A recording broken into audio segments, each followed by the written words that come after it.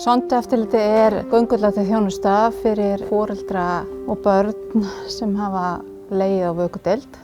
Þetta aðalega fyrir þá fyrirbura, börn sem fæðast fyrir tímann og eru útskrifuð tilbúin til heimferðar að öllu öðru leyti heldur en að þau nærast ekki sjálf munn, hafa ekki þroska til þess að nærast á brjósti eða pela.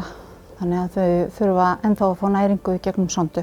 Þau þurfa eftirlit með þessari næringu og þá koma til okkar svona eftir þörfum, kannski einu sinni til tvisvar í viku í 2 til 3 vikur sem við svona fylgjum þeim eftir. Og markmiðið á þeim tíma náttúrulega að styðja við og efla foreldra í því að takast á við það verkefni sem að sinna barninu að öllu leyti heima og vinna með þeim að því að losna við sonduna, styðja við brjóstakjöf mæðra.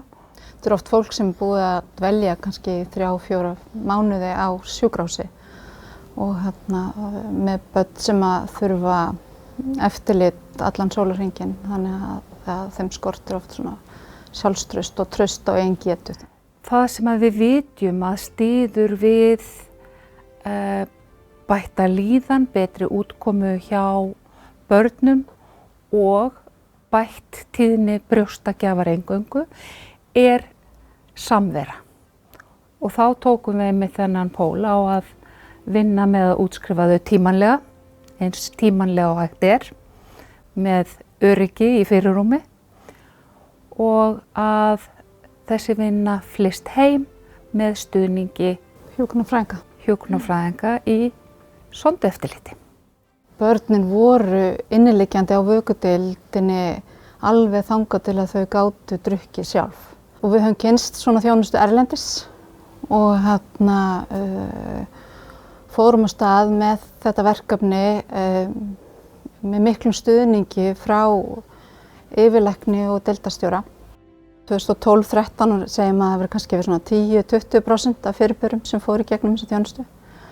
Og hægt og rólega hefur þetta bara skapað sér þann sess að nú þetta bara partur af gæða þjónustu, þetta bara partur af þeirri þjónustu sem að deildin gengur út á, að ef þú fæðist fyrir tímann að þá endar dvölin á þennan hátt að þú ferð heim með sondu.